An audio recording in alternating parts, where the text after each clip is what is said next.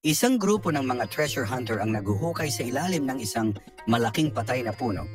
Ayon sa kanila, may mga palatandaang nagsasabing may nakabaong kayamanan sa lugar na yon. Sinasabi rin nila na dating kampo raw ng mga sundalong Hapon ang nasabing lugar noong panahon ng digmaan. Nahihirapan silang maghukay dahil sa sobrang tigas ng lupa at sa dami ng malalaking batong nakabaon. Habang sila ay naguhukay, may nakita silang isang lumang banga. Sa kanilang patuloy na paghuhukay, hindi sinasadyang nabasag nila ang bahagi nito. Agad nilang tiningnan ang banga upang masiguro kung may patibong ito o kung delikado ang laman. Dahan-dahan nila itong kinuha at laking gulat nila nang makita nilang puno ito ng mga gold bars.